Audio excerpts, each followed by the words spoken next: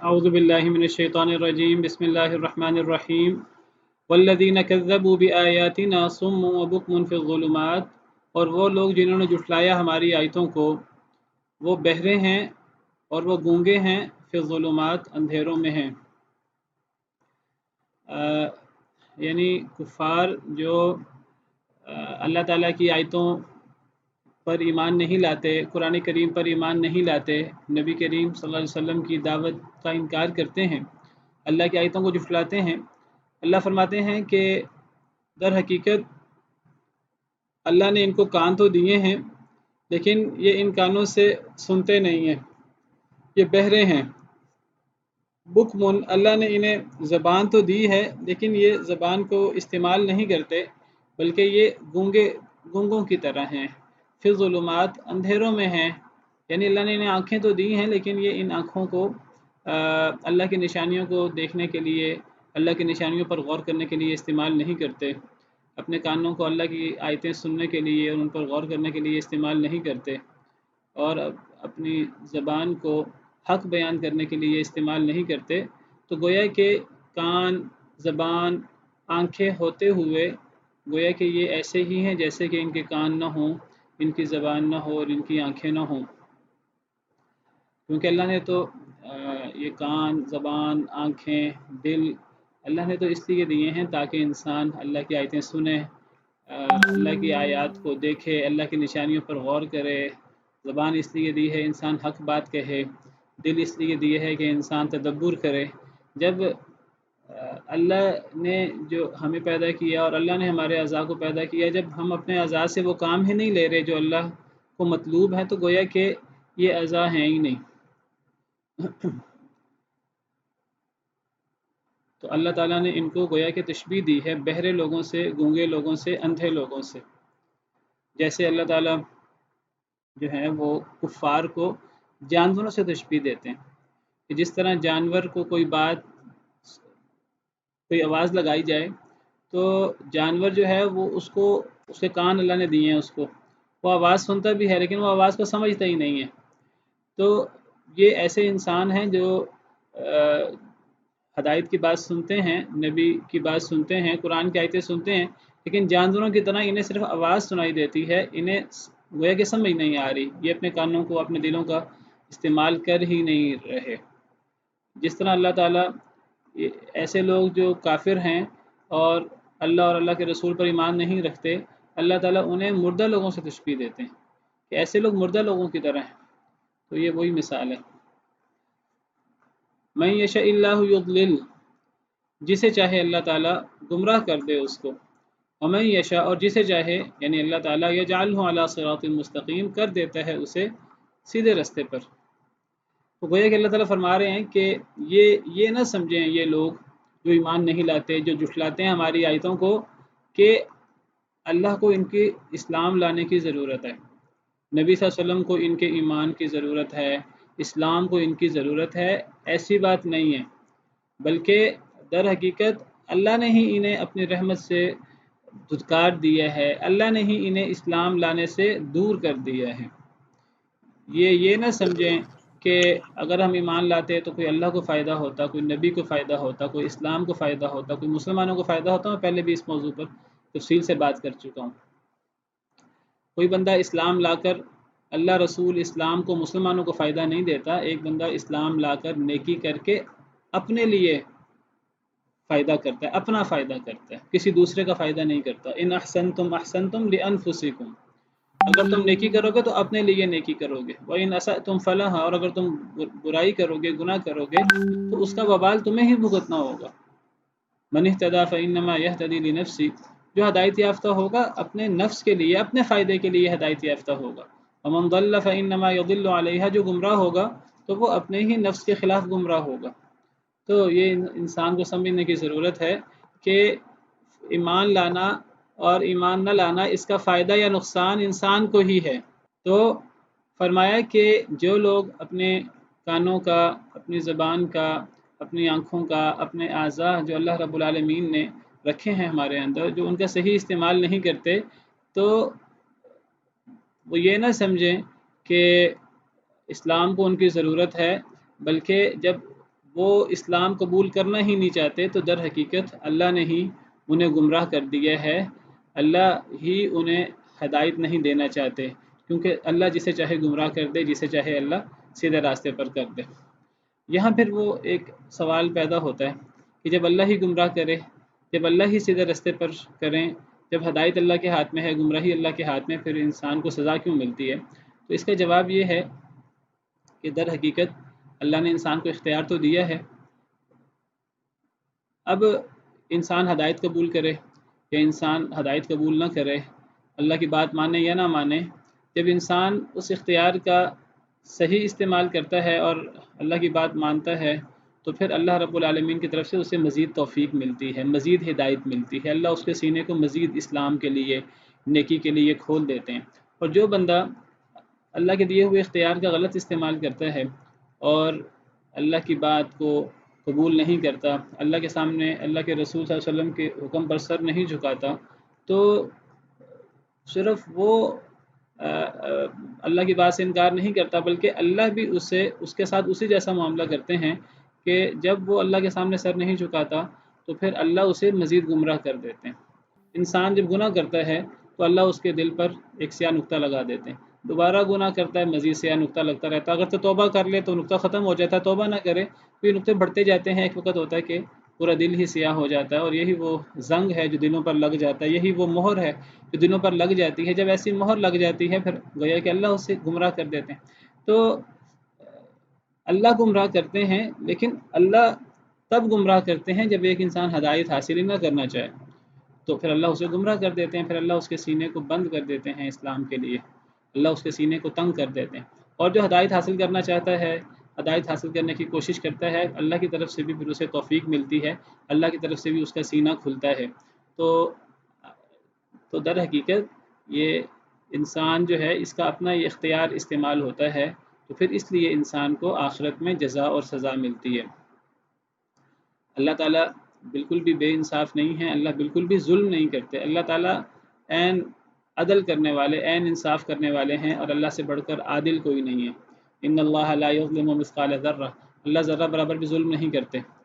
تو اگر اللہ کسی کو گمراہ کرتے ہیں تو یہ اللہ کو اس پہ ظلم نہیں ہے، وہ اس لیے اللہ گمراہ کرتے ہیں کیونکہ وہ شخص خود ہدایت حاصل کرنا ہی نہیں چاہتا، وہ اپنے ان اعضاء کا صحیح استعمال کرتا ہی نہیں ہے، کان بند رکھتا ہے، زبان کو حق بولنے سے روکتا ہے، آنکھوں کو حق دیکھنے سے روکتا ہے، دل میں غور نہیں کرتا، پھر اللہ بھی اسے گمراہ کر دیتے ہیں۔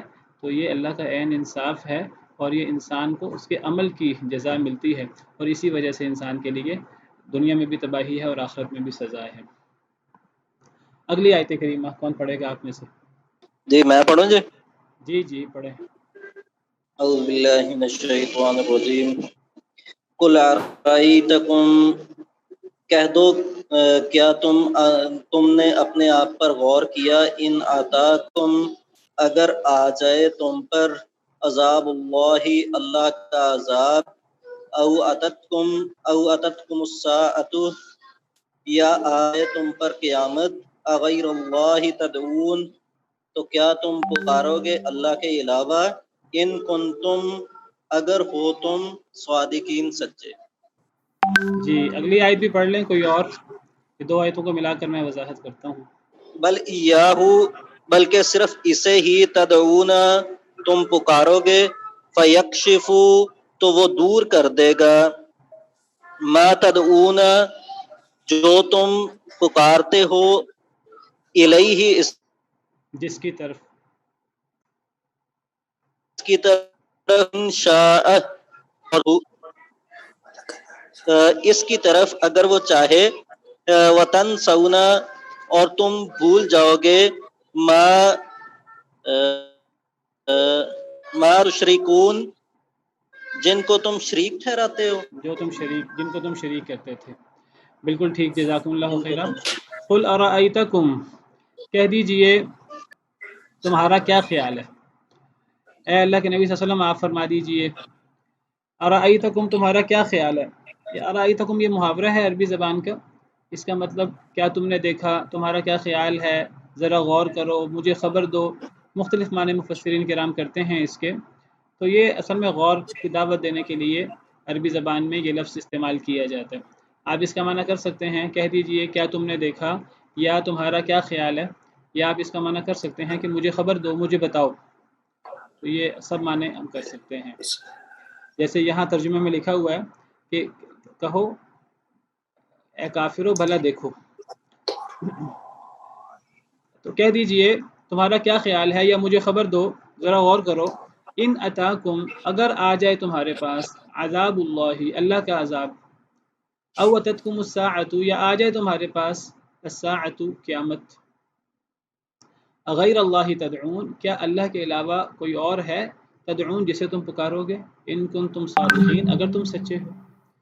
تو یہ غور کرنے کے لیے دعوت فکر دی جا رہی ہے کہ جو لوگ اللہ پر ایمان نہیں لاتے، جو لوگ اللہ کے ساتھ کفر کرتے ہیں، وہ ذرا غور کریں کہ جب ان لوگوں پر کوئی عذاب آتا ہے یا قیامت آ جائے، موت آ جائے، کوئی تکلیف آ جائے کسی قسم کی، تو تکلیف کے وقت تم اللہ کے علاوہ کسے پکارو گے؟ کہ اللہ کے علاوہ کوئی ہے جسے تم پکارو گے اگر تم سچے ہو اپنے دعوے میں؟ کون سا دعویٰ؟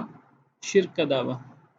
تم جو اللہ کے ساتھ اوروں کو شریک کرتے ہو، لات، منات، عزا، حبل، اور جو تم نے بہت سارے بت بنا رکھے ہیں، نیک لوگوں کو تم نے اللہ کا شریک بنا رکھا ہے، تم نیک لوگوں سے سفارش کی امید رکھتے ہو، تم نیک لوگوں کو اپنے اور اللہ کے درمیان وسیلہ بناتے ہو. سیدنا ابراہیم، سیدنا اسماعیل علیہ السلام اور دیگر نیک لوگوں کے بت بنا کر وہ ان کی عبادت کرتے تھے اور وہ انہیں اللہ کا شریک ٹھہراتے تھے. تو اللہ تعالیٰ فرماتے ہیں اگر تم اپنے اس شرک کے دعوے میں سچے ہو کہ یہ واقعی ہی تمہارے سفارشی ہوں گے قیامت کے دن، یہ واقعی ہی اللہ اور تمہارے درمیان وسیلہ بن سکتے ہیں، یہ واقعی ہی تمہاری مدد کر سکتے ہیں ان طریقوں سے جن طریقوں سے اللہ مدد کرتے ہیں، اگر تم اپنے اس شرک کے دعوے میں سچے ہو کہ یہ تمہیں نفع نقصان دے سکتے ہیں، یہ تمہاری حاجت روائی مشکل کشائی کر سکتے ہیں، تو پھر مشکل کے وقت تم انہیں کیوں نہیں پکارتے؟ پھر عذاب کے وقت، مصیبت کے وقت، موت کے وقت تم اللہ کے علاوہ کیا کسی اور کو پکارتے ہو؟ کیا تم لات، منات، عزا کو، کیا تم اس وقت اپنے ان بزرگوں کو جن کے تم نے مجسمے بنا بنا کر تم ان کے نام کے نظر و نیاز دیتے ہو، انہیں پوجتے ہو، کیا مشکل کے وقت انہیں پکارتے ہو؟ کیا سمندر کے اندر اگر کبھی کوئی طوفان آ جائے تو وہاں پھر تم اللہ کو پکارتے ہو کہ اللہ کے علاوہ اپنے ان بتوں کو، اپنے ان شریکوں کو پکارتے ہو اگر تم اپنے شرک کے دعوے میں سچے ہو؟ اللہ فرماتے ہیں بل ایاہ تدعون، بلکہ اس سوال کا جواب اتنا واضح ہے، اللہ خود جواب دیتے ہیں. اللہ فرماتے ہیں بل ایاہ، بلکہ خاص اسی کو، تدعون تم پکارو گے، بلکہ خاص اسی کو تم پکارتے ہو، یعنی خاص اللہ کو ہی تم پکارتے ہو مشکل کے وقت. فیکشف ما تدعون الیہ ان شاء، پس وہ کھول دیتا ہے ما تدعون الیہ، جس کی طرف تم بلاتے ہو اللہ کو، ان شاء اگر وہ چاہے تو. مشکل کے وقت تم کس کو پکارو گے؟ تم کس کو پکارتے ہو اگر تم سچے ہو اپنے شرک کے دعوے میں؟ اللہ فرماتے ہیں تم تو اپنے شرک کے دعوے میں بھی سچے نہیں ہو. تم دعویٰ کرتے ہو کہ فلاں بھی حاجت روا ہے، فلاں بھی مشکل کشا ہے، فلاں بھی مدد کرنے والا ہے، فلاں بھی ہماری کشتی کو پار لگانے والا ہے. تمہارے دعوے تو بہت زیادہ ہیں، لیکن تمہارے سارے دعوے ہوا ہو جاتے ہیں. تم اپنے آپ کو خود جھٹلا دیتے ہو کہ مشکل وقت میں تم کہتے ہو اب مشکل وقت میں تو اللہ ہی کام آئے گا. تم کہتے ہو اب تو اللہ کے علاوہ کوئی اور ہماری مدد نہیں کر سکتا. اور یہ ایک عام ایسی چیز ہے جو مشاہدہ کی جا سکتی ہے. مشرکین مکہ میں بھی یہ چیز موجود تھی، آج بھی یہ چیز موجود ہے کہ مشکل وقت میں انسان کی فطرت میں موجود ہے کہ انسان کی مدد اللہ ہی کر سکتے ہیں.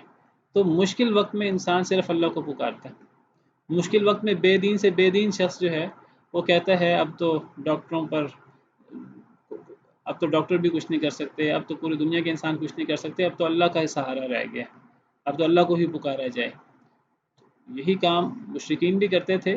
وہ عام زندگی میں تو اللہ کے علاوہ اوروں کو بھی پکارتے تھے، اللہ کے علاوہ اوروں کو بھی حاجت روا، مشکل کشا سمجھتے تھے، لیکن مشکل وقت میں وہ صرف اللہ کو پکارتے تھے. تو اللہ فرماتے ہیں کہ تم مشکل وقت میں تم صرف اللہ کو ہی پکارتے ہو. اور پھر جب تم اللہ کو پکارتے ہو مشکل وقت میں، اب اللہ کی مرضی ہے، اگر اللہ چاہے تو تمہاری پکار قبول کر لے، تمہاری دعا قبول کر لے اور تمہاری مشکل تم سے کھول دے، چاہے تو نہ کھولے، چاہے تو تم اس مشکل کا شکار ہو کر مر جاؤ. سمندر کے اندر اگر کوئی طوفان کا شکار ہو جائے، کسی کا جہاز، کسی کی کشتی سمندر کے اندر جو طوفان آئے اس کا شکار ہو جائے اور پھر وہ اللہ کو پکارے، اللہ چاہے تو اللہ اس کو دوبارہ زندگی دے دے، اور اگر اللہ چاہے تو اللہ اس کی مراد پوری کر دے، اور اگر اللہ چاہے تو اللہ اس کی مراد پوری نہ کرے، تو اگر اللہ چاہے تو اللہ پھر اس کو کھول بھی دیتے ہیں تمہاری تکلیف کو۔ وَتَنْسَوْنَ مَا تُشْرِكُونَ، تم بھول جاتے ہو انہیں جن کو تم شریک بناتے ہو، تم مشکل کے وقت اپنے شریکوں کو بھول جاتے ہو۔ مشرکین مکہ بھی یہ کام کرتے تھے، آج بھی اللہ معاف کرے مشرک لوگ موجود ہیں، اور مسلمانوں میں بھی ایسے لوگ موجود ہیں جو اللہ کے ساتھ اوروں کو حاجت روا مشکل کشا سمجھتے ہیں، جو اللہ کے اختیارات اللہ کی مخلوق کو بھی دیتے ہیں، وہ سمجھتے ہیں یہ بھی ہماری کشتی پار لگا سکتے ہیں، وہ سمجھتے ہیں یہ بھی ہمیں مشکل میں ہماری مدد کر سکتے ہیں۔ تو لیکن جب مشکل آتی ہے تو مشکل کے وقت جو ہے انسان کو سب کچھ بھول جاتا ہے، انسان کو اپنے شریک بھول جاتے ہیں، انسان پھر مشکل وقت میں اللہ کو پکارتا ہے۔ تو یہ اس بات کی دلیل ہے کہ وہ اللہ جو مشکل میں صرف اللہ ہی کام آتا ہے، تو جب مشکل میں اللہ ہی کام آتا ہے تو پھر خوشی کے حالات میں، عام حالات میں بھی اللہ کو ہی پکارنا چاہیے۔ اگر مشکل وقت میں سمندر کے اندر اگر طوفان آ جائے، یا پرانے زمانے میں زیادہ سمندر کے سفر کے اندر اس قسم کی خطرے لاحق ہوتے تھے، آج کل اور جو ہوائی سفر ہے اس کے اندر بھی اس قسم کے خطرے ہوتے ہیں، تو انسان اس وقت صرف اللہ کو پکارتا ہے۔ تو اللہ فرماتے ہیں کہ یہ انسان کی فطرت کا تقاضا ہے جو اللہ نے انسان کی فطرت کے اندر رکھا ہے۔ اگر مشکل میں ایک اللہ ہی کام آ سکتا ہے تو پھر عام حالت میں اللہ کے علاوہ کوئی اور کیسے کام آ سکتا ہے؟ تم جب مشکل وقت میں اللہ کو پکارتے ہو تو تم خوشی کے حالات میں بھی، عام حالات میں بھی صرف اللہ کو ہی پکارو۔ تم عام حالات میں، خوشی کے حالات میں اللہ کو پکارو گے تو مشکل حالت میں اللہ تمہاری مدد کریں گے۔ اللہ تو مشکل حالت میں مسلمانوں کی بھی مدد کر دیتے ہیں، چاہے تو اللہ مشرکین کی بھی مدد کر دیتے ہیں۔ تو جو اللہ مشکل میں کام آتا ہے صرف اللہ وحدہ لا شریک، تو وہی اللہ عام حالت میں بھی کام آتا ہے۔ عام حالت میں بھی صرف وہی مشکل کشا ہے، صرف وہی حاجت روا ہے، اس کے علاوہ کوئی کسی کی مدد نہیں کر سکتا۔ یہ ایک بہت بڑی فطرت کی پکار ہے جس کا اللہ رب العالمین نے یہاں ذکر فرمایا ہے، اور یہ اس بات کی بہت بڑی دلیل ہے کہ اللہ وحدہ لا شریک ہی حاجت روا ہے، مشکل میں بھی، خوشی میں بھی، عام حالات میں بھی، مشکل حالات میں بھی، اور اللہ ہی مشکل کشا ہے، اور اللہ سے ہی دعا کرنی چاہیے، اللہ کے علاوہ کسی کو نہیں پکارنا چاہیے۔ جی آگے۔ جی استاد محترم میں پڑھوں۔ وَلَقَدْ أَرْسَلْنَا، اور البتہ تحقیق ہم نے رسول بھیجے، إِلَىٰ أُمَمٍ مِّن قَبْلِكَ، امتوں کی طرف آپ سے پہلے، فَأَخَذْنَاهُمْ، تو ہم نے پکڑا انہیں، بِالْبَأْسَاءِ، تنگ دستی سے، وَالضَّرَّاءِ، اور بیماری سے، لَعَلَّهُمْ يَتَضَرَّعُونَ، تاکہ وہ سب عاجزی کریں۔ اگلی آیت کریمہ بھی پڑھ لیں۔ فَلَوْلَا إِذْ جَاءَهُمْ، تو کیوں نہیں جب آیا ان پر، بأسنا، ہمارا عذاب، تضرعوا، ان سب نے عاجزی کی، ولیکن قست قلوبہم، اور لیکن سخت ہو گئی ان کے دل، وزینا، اور وزینا، اور ارست کر دیا، لہم الشیطان، ان کے لیے شیطان نے، ما کانوا یعملون، جو تھے وہ سب عمل کرتے۔ جی جزاکم اللہ۔ وَلَقَدْ أَرْسَلْنَا إِلَىٰ أُمَمٍ مِّن قَبْلِكَ، اور البتہ تحقیق ہم نے بھیجا، إِلَىٰ أُمَمٍ، امتوں کی طرف، امم یہ جمع ہے امت کی، امتوں کی طرف، جماعتوں کی طرف بھیجا، من قبلک، آپ سے پہلے۔ اے نبی صلی اللہ علیہ وسلم، ہم نے صرف آپ کو قریش کی طرف نہیں بھیجا، ہم نے آپ سے پہلے بہت سی جماعتوں کی طرف، ہر جماعت کی طرف، ہر امت کی طرف رسول بھیجے۔ فَأَخَذْنَاهُمْ بِالْبَأْسَاءِ وَالضَّرَّاءِ، بس پکڑ لیا ہم نے ان کو، بالبأساء، سختی کے ساتھ، والضراء، اور تنگی کے ساتھ، لعلہم یتضرعون، تاکہ وہ عاجزی اختیار کریں، تاکہ وہ گڑ گڑائیں۔ یتضرعون، تضرع کہتے ہیں عاجزی اختیار کرنے کو، گڑ گڑانے کو، اللہ سے بہت عاجزی کے ساتھ دعا کرنے کو تضرع کہتے ہیں۔ اللہ فرماتے ہیں کہ پہلے بھی نبی آتے رہے، اے نبی صلی اللہ علیہ وسلم آپ کی طرح، پچھلی امتوں میں بھی نبی آتے رہے، اور پچھلی امتوں کو بھی ہم نے سختی اور تنگی کے ساتھ مختلف قسم کی ہم آزمائشیں کرتے رہے لعلہم یتضرعون، تاکہ وہ گڑ گڑائیں۔ اس سے پتہ لگتا ہے کہ اللہ کی طرف سے جو آزمائش آتی ہے، اللہ کی طرف سے جو مصیبت آتی ہے، تو یہ کئی دفعہ انسان کے لیے بہت فائدہ مند ہوتی ہے، انسان کو خواب غفلت سے جگانے کے لیے ہوتی ہے۔ انسان جو دنیا کے اندر مگن ہوتا ہے اور غفلت کی نیند سو رہا ہوتا ہے اور اللہ سے دور ہوتا ہے، اللہ کو بھولا ہوتا ہے، تو اب ظاہراً اللہ انسان پر سختی نازل کرتے ہیں، اللہ انسان کو تنگی دیتے ہیں، تنگی میں مبتلا کرتے ہیں، تکلیف میں، بیماری میں مبتلا کرتے ہیں۔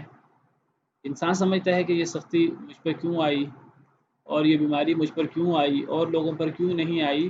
انسان کو نہیں پتہ کہ وَعَسَىٰ أَن تَكْرَهُوا شَيْئًا وَهُوَ خَيْرٌ لَكُمْ، شاید کہ تم ایک چیز کو ناپسند کرو اور وہ تمہارے لیے بہت بہتر ہو۔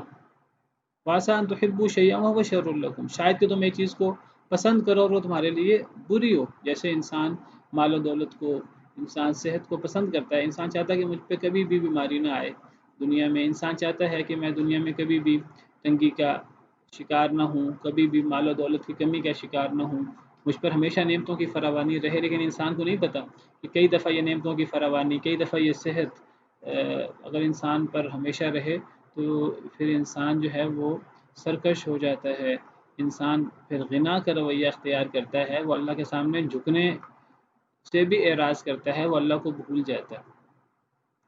انسان کو خوشی میں اکثر اوقات اللہ یاد نہیں رہتا، تو اللہ تعالیٰ پھر آزمائش کرتے ہیں اور اللہ سختی کرتے ہیں اور اللہ تنگی کرتے ہیں، بیماری بھیجتے ہیں، اور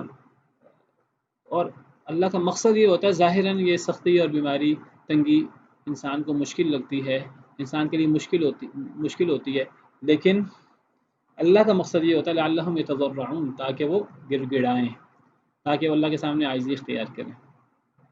اور اگر اللہ کی طرف سے سختی آئے، تنگی آئے، اور اگلا شخص اس سختی اور تنگی کی وجہ سے اپنے حالت پہ غور کرے اور اللہ کی طرف رجوع کرے، اسے ٹھوکر لگے اور وہ اللہ کی طرف رجوع کرے۔ کئی لوگ ان پہ سختی آتی ہے تو کافر ہوتے ہیں، تو وہ سختی کی وجہ سے اپنے حالت پہ غور کرتے ہیں، مسلمان ہو جاتے ہیں، اللہ کی طرف سے انہیں ایمان کی توفیق مل جاتی ہے۔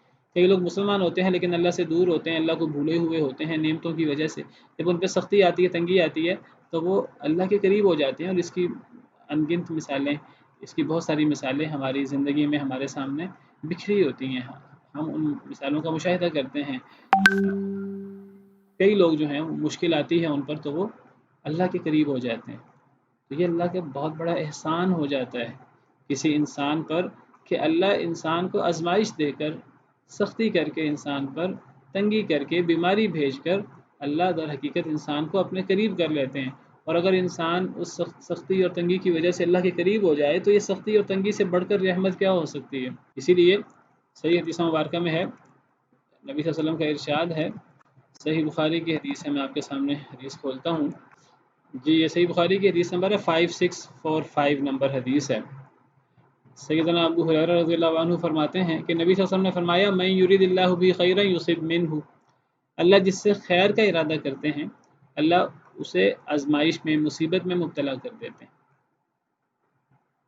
اب مصیبت کیا انسان کے لیے خیر ہوتی ہے؟ کیا جب انسان مصیبت میں آتا ہے تو یہ اللہ کی انسان کے لیے خیر ہے؟ حدیث مبارکہ تو یہی کہہ رہی ہے، یہی مطلب ہے اس آیت کریمہ کا کہ اللہ آزماتے ہیں، اللہ پکڑ لیتے ہیں لوگوں کو سختی کے ساتھ اور تنگی کے ساتھ تاکہ لوگ گڑ گڑائیں، اللہ کے سامنے عاجزی اختیار کریں۔ اللہ کا مقصد یہ ہوتا ہے۔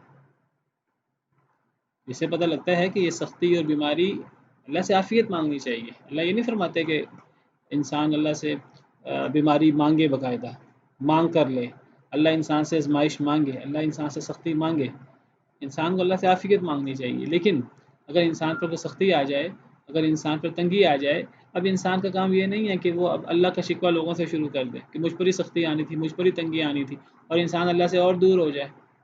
نہیں، بلکہ انسان کا رویہ یہ ہونا چاہیے کہ انسان یہ سمجھے کہ یہ اللہ نے مجھ پر سختی کی ہے، مجھ پر تنگی ہے، بیماری بھیجی ہے مجھے اپنے سے قریب کرنے کے لیے، تو انسان اللہ سے قریب ہو جائے، تو یہ سختی اور یہ تنگی انسان کے لیے بہت بڑی رحمت بن جاتی ہے. یہ اللہ کا اس انسان کے ساتھ خیر کا ارادہ ہوتا ہے کہ اللہ اسے اپنے قریب کر لیتے ہیں، اللہ اس کو دعا مانگنے کی توفیق دیتے ہیں. پھر اللہ فرماتے ہیں فلولا اذ جاءہم بأسنا تضرعوا، بس کیوں نہیں اذ جاءہم بأسنا، جب آئی ان کے پاس ہماری سختی یا ہمارا عذاب یا ہماری آزمائش. ایسا کیوں نہ ہوا کہ جب ان کے پاس ہماری طرف سے سختی آئی، ہماری طرف سے تکلیف آئی، تضرعوا، تو وہ گر گڑائے. اللہ شکوہ کرتے ہیں کہ جب اللہ کی طرف سے سختی آئے تو انسان کو اللہ سے دور نہیں ہونا چاہیے، اللہ کے شکوے اللہ کے مخلوق سے نہیں کرنے چاہیے. انسان کو اللہ کی طرف سے کوئی سختی آئے، انسان اللہ سے ہی اپنے غم کا، اپنی تکلیف کا اللہ کے سامنے انسان اپنی شکایت پیش کرے. انسان لوگوں کے سامنے اللہ کی شکایت نہ کرے. لوگوں کے سامنے اللہ کی شکایت کرنا یہ اللہ کو بہت ناپسند ہے. یہ بے صبری اور یہ واویلا اور یہ جزا فضا، اور گویا کہ انسان لوگوں کو اللہ کی شکایت لگائے گا کہ دیکھو اللہ نے مجھ پر کیسی تکلیف بھیج دی. اللہ فرماتے ہیں نہیں، جب ہماری طرف سے سختی آئے، ہماری طرف سے آزمائش آئے، ہماری طرف سے عذاب آئے، تو انسان کو کیا کرنا چاہیے کہ انسان کو اللہ کے سامنے گر گرانا چاہیے. جس طرح سیدنا یعقوب علیہ السلام، سیدنا یوسف علیہ السلام ان کے بیٹے ہیں، وہ بھائیوں نے تو کہا کہ بھیڑیا کھا گیا ہے. حضرت یعقوب نے کہا کہ نہیں، تم بات صحیح نہیں کر رہے، لیکن انہوں نے کہا کہ میں صبر کرتا ہوں، فصبر جمیل، صبر بہتر ہے، واللہ المستعان علی ما تصفون، اور اللہ ہی میں اللہ سے ہی مدد طلب کرتا ہوں اوپر اس کے جو تم کر رہے ہو، تمہارے کرتوتوں پر میں اللہ سے ہی مدد طلب کرتا ہوں. صبر حوصلے کے ساتھ صبر کرتے رہے، انتظار کرتے رہے. سیدنا یعقوب علیہ السلام کو پتہ تھا، حضرت یوسف علیہ السلام نے انہیں خواب پیش کیا تھا کہ ایک چاند اور ایک سورج، ایک چاند اور 11 ستارے ان کے سامنے سجدہ کر رہے ہیں، اور حضرت یعقوب علیہ السلام کو اس کی تعبیر کا پتہ تھا کہ یہ حضرت یوسف کی کو عزت ملے گی، ایک مقام ملے گا. سجدہ تعظیمی اس شریعت میں جائز تھا. تو حضرت یعقوب کو اس خواب پر، نبیوں کے خواب وحی ہوتے ہیں، اور نبی جس خواب کی تعبیر کر دے، میں شاید یہ بھی بیان کر چکا ہوں پہلے، وہ بھی وحی ہوتا ہے. تو حضرت یعقوب کو یقین تھا کہ حضرت یوسف فوت نہیں ہوئے، ان کو بھیڑیے نے نہیں کھایا، بلکہ وہ زندہ ہیں اور ضرور واپس آئیں گے اور انہیں عزت و مقام ملے گا. تو بہت لمبا عرصہ انہیں حضرت یوسف علیہ السلام کا انتظار کرنا پڑا. پھر آزمائش مزید سخت ہوتی گئی اللہ کی طرف سے، کہ پھر حضرت بنیامین جو ہیں، وہ آپ کو پتہ ہے کہ بعد میں جب قحط سالی ہوئی اور وہ بھائی حضرت یوسف کے پاس ہی وہ غلہ لینے آئے، تو حضرت یوسف کو جب ان کے حالات کا پتہ لگا، حضرت یوسف نے انہیں پہچان لیا، حضرت یوسف کو پتہ لگا کہ یہ میرے بھائی ہیں، تو حضرت یوسف نے بنیامین کو ایک ہیلے سے، ایک تدبیر کر کے اپنے پاس رکھ لیا. تو حضرت یوسف کو تو پتہ تھا یہ میرے بھائی ہیں، اور حضرت یوسف نے بنیامین کو بتا بھی دیا تھا کہ تم میرے سگے بھائی ہو، میں یوسف ہوں. باقی بھائیوں کو نہیں بتایا تھا. اب بھائی گھر آ کر باپ کو انہوں نے سارا واقعہ سنایا. تو اب باپ کی آزمائش حضرت یعقوب علیہ السلام کو نہیں پتہ تھا کہ وہ حضرت یوسف ہیں، ان کے پاس یہ جاتے ہیں غلہ لینے کے لیے. جب بھائیوں نے آ کر بتایا کہ اب بنیامین بھی نہیں ہے، اور بڑے بھائی نے کہا، اب وہ سب بھائی جو ہیں وہ اپنے کیے پر پیشمان تھے، اب بڑے بھائی نے کہا کہ میں تو اب باپ کو منہ نہیں دکھا سکتا. بڑا بھائی بھی نہیں آیا، تو بڑے بھائی نے کہا کہ جب یہ بنیامین کو لے کر ہی میں باپ کا سامنا کر سکتا ہوں، ہم نے پہلے بھی یوسف علیہ السلام کے معاملے میں گڑبڑ کی، اب بنیامین بھی ہم سے جو ہے ہم ان کو واپس نہیں لا سکے، باپ کو وعدہ دیا تھا ہم بنیامین کو واپس لائیں گے. بڑے بھائی نے کہا میں بھی باپ کا سامنا نہیں کر سکتا. اب حضرت یعقوب علیہ السلام پر مصیبتیں اتنی پڑی، غم پر غم، تکلیف پر تکلیف. لیکن آپ دیکھیے کہ انہوں نے کیا کہا، قل انما اشکو بثی وحزنی الی اللہ. ان کی آنکھیں جو ہیں وہ سفید ہو گئیں، نابینا ہو گئے غم کے مارے، لیکن انہوں نے کہا کہ میں لوگوں کے سامنے اللہ کا شکوہ نہیں کروں گا، میں لوگوں کے سامنے واویلا نہیں کروں گا، میں لوگوں کے سامنے بے قراری، بے صبری، جزا فضا کا اظہار نہیں کروں گا. اللہ کی طرف سے آزمائش آتی ہے کہ انسان اللہ کے قریب ہو، اور جب انسان اللہ کے قریب ہو تو اللہ خوش ہوتے ہیں، یہ اللہ کا انسان سے خیر کا ارادہ ہے۔ لیکن اگر ایک انسان آزمائش آنے پر بھی، تنگی بیماری آنے پر بھی اللہ کے قریب نہ ہو تو اللہ شکوہ کرتے ہیں کہ جب ان لوگوں کے پاس ہماری طرف سے آزمائش آئی، سختی آئی، عذاب آیا تو یہ گڑ گڑائے کیوں نہیں؟ ان کو گڑ گڑانا چاہیے تھا۔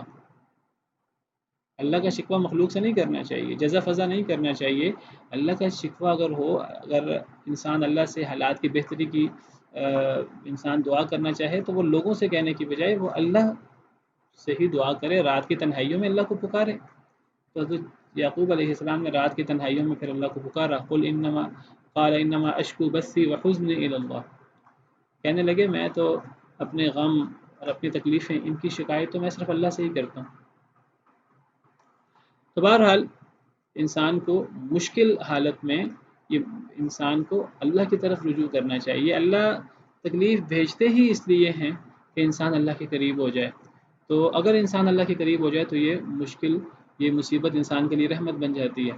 اور جب ایک انسان مشکل حالت میں بھی اللہ کے قریب نہیں ہوتا، عام انسان کی فطرت یہ ہے، انسان کا صورتحال یہ ہے کہ انسان خوشحال ہو تو انسان اللہ سے دور ہوتا ہے۔ اللہ آزمائش بھیج کر، تکلیف دے کر، بیماری دے کر، اللہ چاہتے ہیں کہ انسان گڑ گڑائے میرے سامنے، میرے قریب ہو جائے۔ جو بندہ بیماری میں بھی اللہ کے قریب نہ ہو، پھر اللہ فرماتے ہیں وَلَٰكِنْ قَسَتْ قُلُوبُهُمْ، لیکن سخت ہو گئے ان کے دل۔ یعنی خوشحالی میں تو انسان کا طریقہ یہ ہے کہ انسان اللہ سے دور ہوتا ہے۔ کَلَّا إِنَّ الْإِنسَانَ لَيَطْغَىٰ أَن رَّآهُ اسْتَغْنَىٰ، انسان سرکشی کرتا ہے جب وہ اپنے آپ کو غنی پاتا ہے۔ لیکن جب اللہ آزمائش بھیجتے ہیں، جو شخص آزمائش میں بھی غنی رہے اللہ سے دور رہے، اللہ کی طرف گڑ گڑائے نہیں، اللہ فرماتے ہیں کہ پھر ایسے لوگوں کے دل سخت ہو جاتے ہیں۔ اور جس کا دل سخت ہو جائے تو پھر دل اتنا سخت ہو جاتا ہے، سورہ بقرہ میں پہلے پارے میں ہے کہ پتھر سے بھی زیادہ سخت ہو جاتا ہے، چٹانوں سے بھی دل زیادہ سخت ہو جاتا ہے۔ ثم قست قلوبكم من بعد ذلك فهي كالحجارة أو أشد قسوة، یہودیوں کو اللہ مخاطب کرتے ہوئے فرماتے ہیں کہ تمہارے دل سخت ہو گئے، پتھر سے بھی زیادہ سخت ہو گئے۔ پتھر بھی ایسے ہیں جو اللہ کے خوف سے گر پڑتے ہیں، پتھر بھی ایسے ہیں ان کے اندر سے پانی جاری ہو جاتا ہے، نہریں جاری ہو جاتی ہیں۔ لیکن انسان جب اس کا دل سخت ہوتا ہے تو پھر وہ ڈرتا نہیں ہے اللہ تعالیٰ سے، پھر اس کے دل میں کوئی نرمی پیدا نہیں ہوتی، پھر وہ اللہ کے سامنے گڑ گڑاتا نہیں ہے، خوشحالی میں بھی نہیں گڑ گڑاتا۔ حد تو یہ ہے کہ مصیبت میں بھی، بیماری میں بھی پھر وہ اللہ کے سامنے گڑ گڑاتا نہیں ہے۔ جو بیماری میں بھی، جو مشکل میں بھی، مصیبت میں بھی اللہ کے سامنے نہ گڑ گڑائے تو پھر اللہ معاف کرے، پھر یہ تو دل سخت ہو جاتا ہے۔ وَزَيَّنَ لَهُمُ الشَّيْطَانُ مَا كَانُوا يَعْمَلُونَ، اور مزین کر دیا ان کے لیے یہ شیطان نے ما كانوا يعملون، جب وہ عمل کرتے تھے۔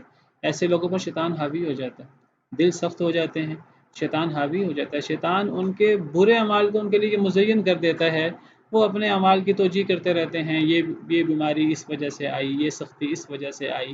وہ یہ نہیں غور کرتے کہ کوئی ہمارا رب ہے، وہ ہم سے ناراض ہے اور وہ ہم پہ سختی کر کے، بیماری کر کے ہمیں اپنے سے قریب کرنا چاہتا ہے۔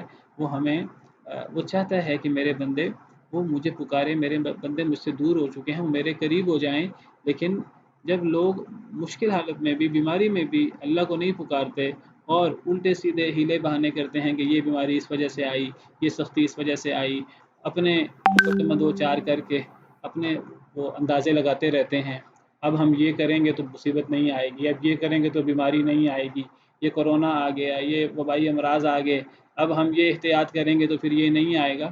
اللہ یہ چیزیں بھیجتے ہیں ہمیں اپنی طرف رجوع کرنے کے لیے۔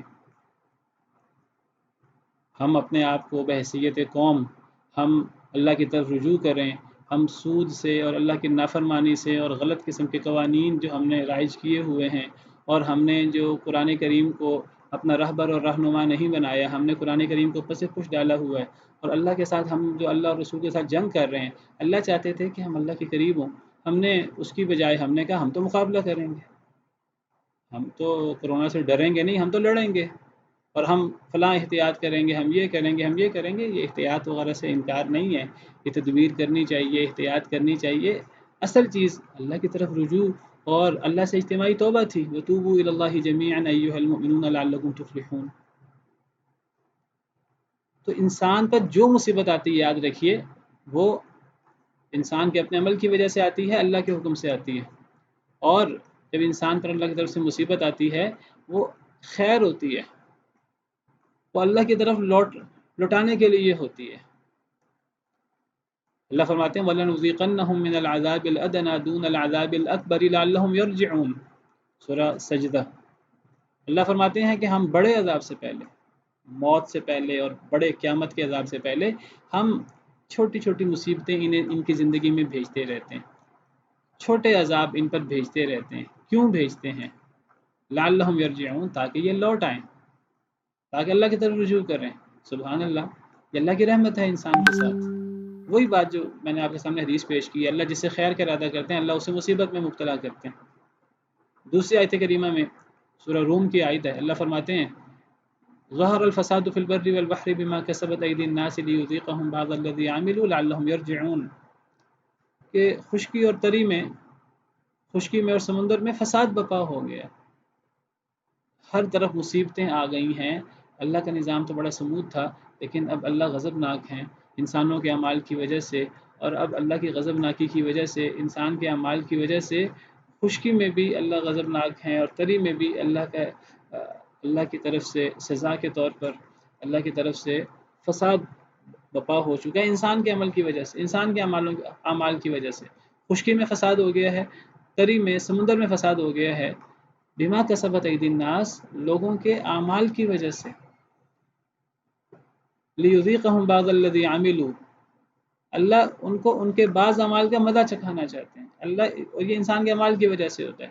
اللہ انسان کو انسان کے تمام اعمال کا مزہ دنیا میں نہیں چکھاتے، اللہ انسان کو انسان کے بعض اعمال کا مزہ دنیا میں چکھاتے ہیں۔ بعض اعمال کی وجہ سے دنیا کے اندر مصیبت آتی ہے۔ کیوں آتی ہے؟ لعلہم یرجعون، تاکہ وہ لوٹیں، رجوع کریں اللہ کی طرف۔ تو یہ جو انسان پر مصیبت آتی ہے، آزمائش آتی ہے، تو یہ آزمائش اور مصیبت انسان پر آتی ہے تاکہ انسان اللہ کے قریب ہو، تاکہ اللہ کے سامنے گڑ گڑائے۔ اور جو مصیبت میں بھی اللہ کے سامنے نہ گڑ گڑائے، پھر آپ سمجھیے اس کے دل پر مہر لگ گئی، اس کا دل سخت ہو گیا۔ وہ شیطان کے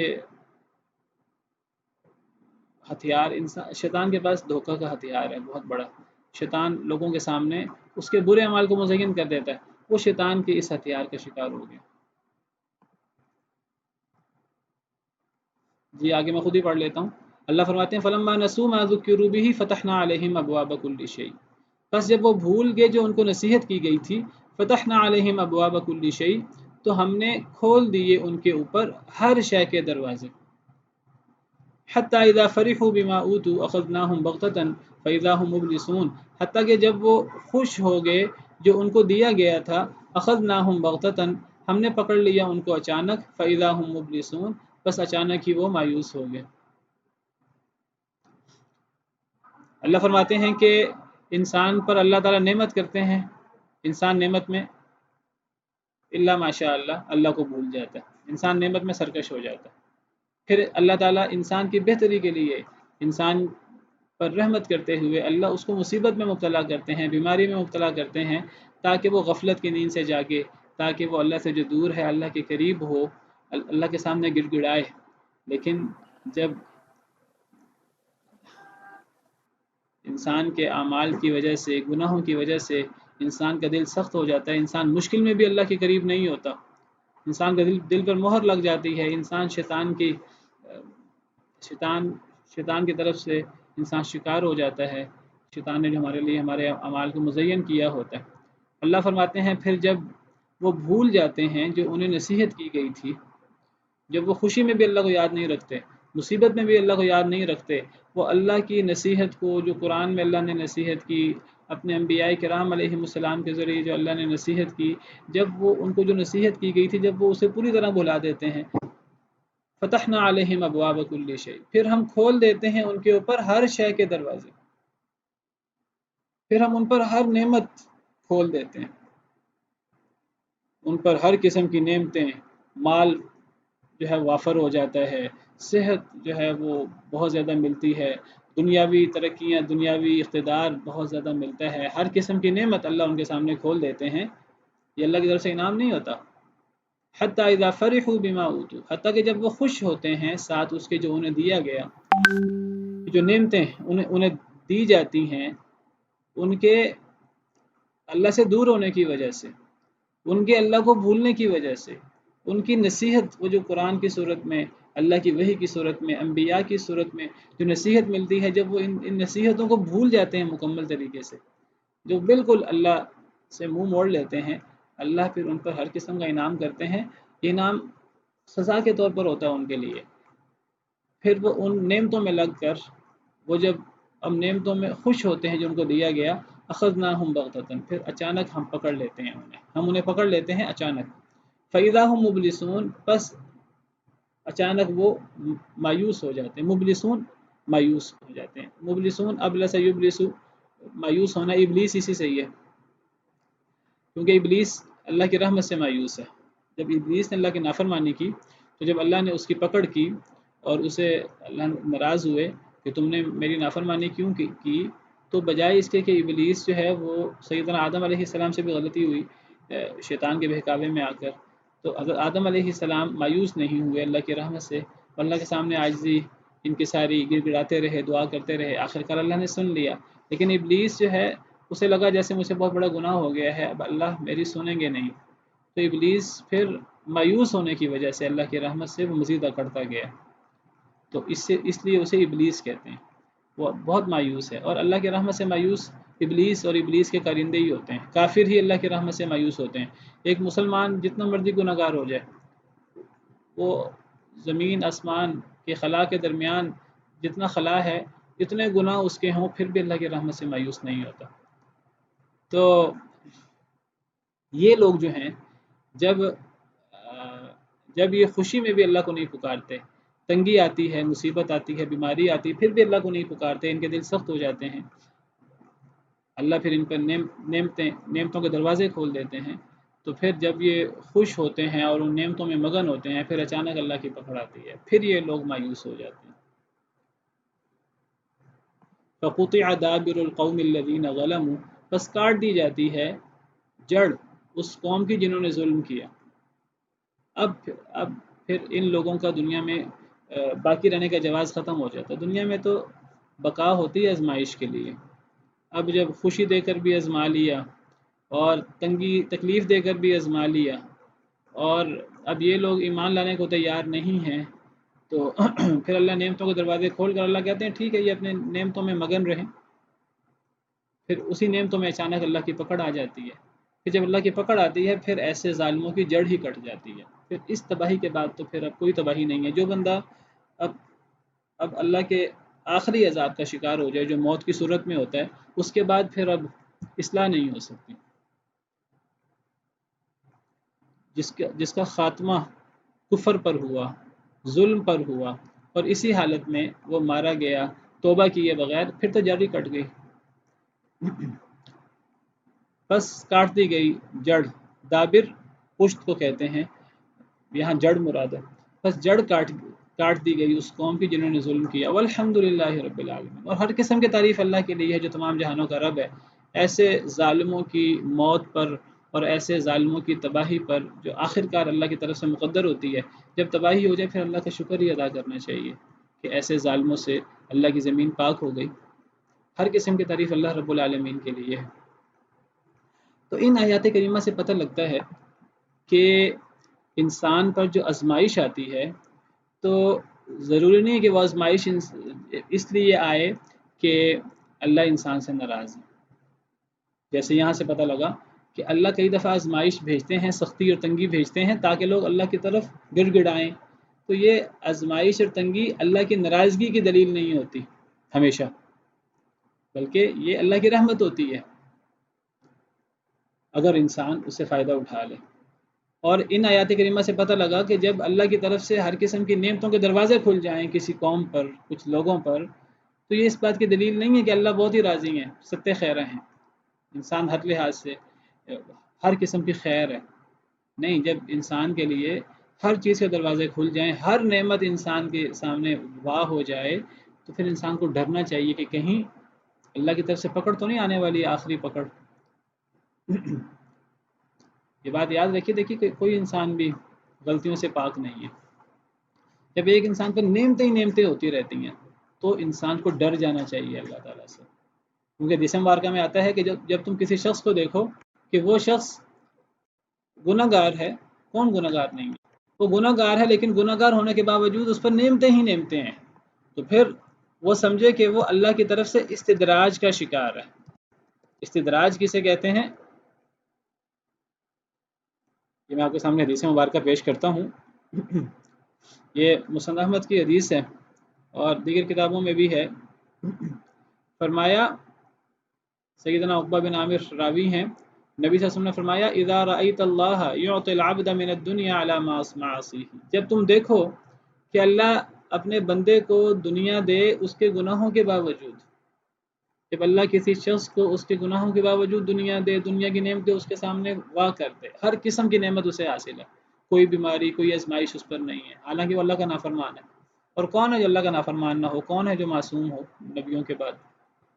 جب کسی بندے پر نعمتیں بہت زیادہ ہو جائیں، جب تم دیکھو کہ اللہ بندے کو دے رہا ہے دنیا سے اس کے گناہوں کے باوجود جو وہ پسند کرتا ہے، اللہ اسے اس کے پسندیدہ چیزیں دے رہا ہے، فَإِنَّمَا هُوَ اسْتِدْرَاجٌ، تو یہ استدراج ہے۔ استدراج کیا ہے؟ استدراج اللہ کی پکڑ، اللہ کے عذاب کو کہتے ہیں، لیکن یہ وہ اللہ کی پکڑ اور اللہ کا عذاب ہے جو آہستہ آہستہ اپنا شکنجہ انسان کے ارد گرد کستا ہے۔ استدراج درج سے ہے، درج کا مطلب عربی زبان میں سیڑھی چڑھنا ہوتا ہے۔ جس طرح انسان سٹیپ بائی سٹیپ سیڑھی چڑھتا ہے، آہستہ آہستہ چڑھ کر چھت پہ پہنچتا ہے، استدراج اس عذاب کو کہتے ہیں جو درجہ بدرجہ انسان کے گرد اپنا شکنجہ کستا ہے۔ انسان سمجھ رہا ہوتا ہے کہ مجھ پر تو بڑی نعمتیں ہیں، میں تو بڑی نعمتوں میں ہوں، انسان ان نعمتوں میں مگن ہوتا ہے، پھر وہ شکنجہ آخرکار کس جاتا ہے۔ پھر نبی صلی اللہ علیہ وسلم نے یہ آیت کریمہ پڑھی جو ہم پڑھ رہے ہیں، پھر آپ نے یہ آیت کریمہ پڑھی فَلَمَّا نَسُوا مَا ذُكِّرُوا بِهِ فَتَحْنَا عَلَيْهِمْ أَبْوَابَ كُلِّ شَيْءٍ، بس جب لوگ بھول گئے جو ان کو نصیحت کی گئی تھی، پھر ہم نے ان کے لیے ہر شے کے دروازے کھول دیے، حَتَّى إِذَا فَرِحُوا بِمَا أُوتُوا، حتیٰ کہ جب وہ خوش ہو گئے ساتھ اس کے جو انہیں دیا گیا تھا، أَخَذْنَاهُمْ بَغْتَةً، ہم نے انہیں پکڑ لیا اچانک۔ ابھی اچانک پکڑ آتی ہے، اچانک شکنجہ کستا ہے۔ وہ اصل میں شکنجہ پہلے سے ہی کس رہا ہوتا ہے، وہ آہستہ آہستہ شکنجہ کس رہا ہوتا ہے، انسان کو پتہ نہیں لگ رہا ہوتا، پھر اللہ کی طرف سے اچانک پکڑ آتی ہے۔ تو یہ استدراج ہے۔ تو پتہ لگا کہ نہ نعمتوں سے دھوکہ کھانا چاہیے کسی انسان کو کہ اللہ بڑے راضی ہیں مجھ سے، میں بڑا خوش نصیب ہوں، یہ نعمتیں، یہ استدراج ہو سکتا ہے۔ اور نہ مصیبتوں سے انسان کو گھبرانا چاہیے کہ میں ہی دنیا کا بد نصیب شخص ہوں، یہ مصیبتیں انسان کے لیے رحمت اور نعمتیں ہو سکتی، نعمت بن سکتی ہے جب انسان اس مصیبت کی وجہ سے اللہ کے قریب ہو جائے، جب انسان اللہ کے سامنے گڑ گڑانا شروع کر دے۔ پہلے وہ خواب غفلت میں تھا، مصیبت آنے کی وجہ سے، بیماری کی وجہ سے وہ اللہ کے قریب ہو گیا، تو یہ مصیبت تو اس کے لیے رحمت بن گئی۔ تو ٹھیک ہے، اللہ جب کوئی بندہ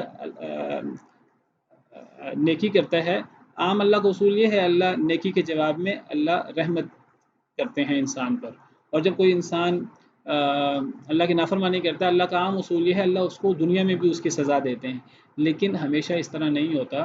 کئی دفعہ اس طرح ہوتا ہے انسان پر مصیبت آتی ہے وہ اس کے لیے رحمت ہوتی ہے، اور کئی دفعہ انسان پر جب ہر قسم کی نعمتیں وافر ہو جاتی ہیں تو وہ اللہ کی طرف سے رحمت ہونے کی بجائے وہ اللہ کی طرف سے استدراج اور عذاب ہوتا ہے۔ یہ چیز مد نظر رکھنی چاہیے۔ اگر دنیا میں نعمتیں صرف اللہ کے پسندیدہ لوگوں کو ہی ملنی ہوتی تو فرعون کبھی نعمتوں میں نہ ہوتا، اگر نعمتیں صرف اللہ کے پسندیدہ بندوں کو ہی ملتی، اور اگر آزمائشیں صرف اللہ کے نافرمانوں پر ہی آتی تو حضرت موسیٰ علیہ السلام فرعون کے مقابلے میں دنیاوی طور پر زیادہ خوشحال ہوتے۔ لیکن آپ دیکھیے کہ حضرت موسیٰ علیہ السلام دنیاوی طور پر آزمائشوں کا شکار تھے اور مشکلات میں تھے، اور فرعون دنیاوی طور پر بہت نعمتوں میں تھا، تو اس کا مطلب یہ نہیں کہ فرعون حق پر تھا اور حضرت موسیٰ علیہ السلام نعوذ باللہ غلطی پر تھے۔ تو یہ اصول بھی مد نظر رکھنا چاہیے اور انسان کو اس کا جائزہ لینا چاہیے۔